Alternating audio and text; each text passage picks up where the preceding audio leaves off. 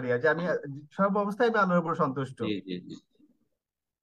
এর সবচেয়ে বড় উপায় হচ্ছে আপনার তৌহিদের বাস্তবায়ন। তৌহিদে যাতে করে কোন রকমের শিরকের, বড় শিরক ছোট শিরকের সংমিশ্রণ না থাকে। কারণ আল্লাহ রাব্বুল আলামিনের যথাযোগ্য মর্যাদা হচ্ছে তাকে শিরক মুক্ত ঘোষণা করা, লা শারীকা লাহ, লা শারীকা লাক, আল্লাহ তোমার কোনো শরীক নাই, লব্বাইক আল্লাহুম্মা লব্বাইক, লব্বাইক লা শারীকা লাক লব্বাইক। কতবার একজন হাজী পড়ছেন এহরাম অবস্থায়, কিন্তু অজ্ঞতার কারণে এতবার সাক্ষী দিয়েও গিয়ে আবার শিরক বিদআত করছেন, মাজারে ধর্ণা দিচ্ছেন, অথবা তাবিজ তোমার এর আশ্রয় নিচ্ছেন, কবিরাজ ওঝার আশ্রয় নিচ্ছেন।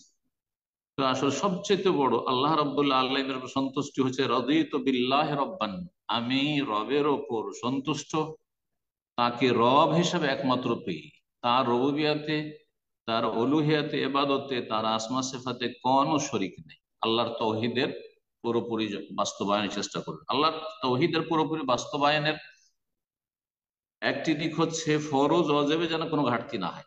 শুধু এই নয় যে আপনি তৌহিদবাদী এক শ্রেণীর আমাদের দেশীয় আহলে হাদিস জনগণের মতো, কিন্তু পাঁচ ওয়াক্ত সালাতে গাফিলতি, ফরজ ওয়াজিবে গাফিলতি, হারাম খাচ্ছে, সুদ খাচ্ছে, হারাম যৌতুক নিচ্ছে, হারাম কার্যক্রমে বিয়ে শাদিতে লিপ্ত, না না না, তাহলে এটা তৌহিদের বাস্তবায়ন হলো না। শুধু মাজার পূজা করি না, পীর পূজা করি না, পীর ধরি না, আর তৌহিদ কায়েম হয়ে গেল না। মূল তৌহিদ আছে কিন্তু ফুল তৌহিদ নেই। মূল তৌহিদ আছে কিন্তু ফুল তৌহিদ নেই। ফুল তৌহিদ হচ্ছে ফরজ ওয়াজিব পুরোপুরি আদায় করবে, যাতে আল্লাহর কাছে আপনি আসামের কাঠগড়ায় হাজার, এটা করণীয় কেন, এটা তো জরুরি ছিল, ওয়াজিব ফরজ।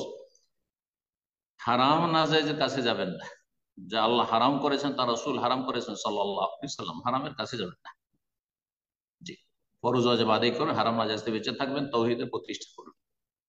তারপরে আল্লাহ রাব্বুল আলামিনের উপর যে আমি সন্তুষ্ট, সুতরাং আমি যথাসাধ্য বেশি বেশি সুন্নত নফল আদায় করব, নফল ইবাদত বন্দেগী বাড়াবো, নফল সালাত, নফল দান সাদাকা, নফল সিয়াম, নফল হজ উমরা ইত্যাদি, নফল আরো জনকল্যাণমূলক কাজ, যে কোনো রকমের নফল কাজ যেগুলি হয়তো ওয়াজিব নয় সেগুলি করা, নফল এলেম চর্চা করা, এলেম আছে আলহামদুলিল্লাহ, ইবাদত বন্দেগী করার সময় সমান একজন মুসলিমের, কিন্তু সারা জীবন সে এলেম শিখেই যাচ্ছে, এলেম শিখে যাচ্ছে। তো এগুলি হচ্ছে আল্লাহ রাব্বুল আলামিনের সন্তুষ্টি। এবং তার সাথে আর একটি কথা বলে দিই এই বিষয়টিকে সম্পূর্ণ করার জন্য, তা হচ্ছে যে আল্লাহ রাব্বুল আলামিনের সামান্য কোন নিয়ামত, যেটা সামান্য মনে হচ্ছে দুনিয়ার এক অধিকাংশ লোকের নজরে, সেটা আপনার কাছে অনেক বড়, অনেক বড়। সাধারণ একটি উদাহরণ দিই, যদি আল্লাহ রাব্বুল আলামিন এমন পরিস্থিতির সম্মুখীন করেন যে ডাল ভাত ছাড়া কিছু পাচ্ছেন না, বা ভাত পাচ্ছেন না, সপ্তাহ চলে যাচ্ছে, মাস চলে যাচ্ছে, ভাত পাচ্ছেন না, শুকনো রুটি, লবণ রুটি, তাতে সন্তুষ্ট আলহামদুলিল্লাহ। আল্লাহ ভালো রিজিক জুটিয়েছেন, এটাও অনেকের জুটে না। আল্লাহ সুস্থ রেখেছেন, অনেকে অসুস্থ, খাবারের অভাব নেই কিন্তু খেতে পারে না। এইভাবে আল্লাহ রাব্বুল আলামিনের ওপর যে আপনি সন্তুষ্ট, আপনি সেটার বহিঃপ্রকাশ ঘটাবেন।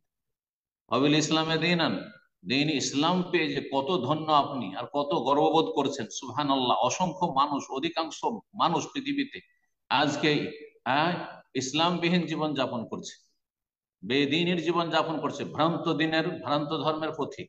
আলহামদুলিল্লাহ, অবিল ইসলামে দিন, অবি মুহাম্মাদিন রাসূল, আর শেষ রাসূল মুহাম্মদ সাল্লাল্লাহু আলাইহি ওয়াসাল্লামের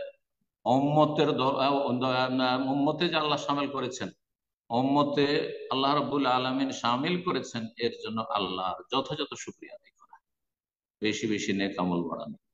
আশা করি বিষয়টি স্পষ্ট হয়েছে। আল্লাহ আমাদের সকলকে তৌফিক দান করে, তৌহিদের বাস্তবায়নে তৌফিক দান করে, শিরক বিদআতকে আল্লাহ বাঁচিয়ে রাখেন, সুন্নাহ মোতাবেক জীবন যাপন করবেন, বিদআতের ধারে কাছেও যাবেন না। আপনি বিদআতের দিকে যাচ্ছেন, তার মানে আল্লাহর বিধান যা রসুলের মাধ্যমে এসছে তার সমান অন্য কিছুকে মনে করছেন কমপক্ষে আপনি, এটা চরম অন্যায় কাজ, অনেক সময় ইমান ভঙ্গ হয়ে যেতে পারে।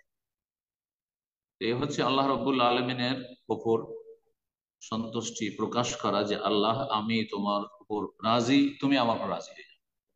আর বেশি বেশি দোয়া করবে, রাদিতু বিল্লাহি রাব্বান ওয়া বিল ইসলামি দীনান ওয়া মুহাম্মাদিন সাল্লাল্লাহু আলাইহি ওয়া সাল্লাম। আল্লাহ কবুল করুন।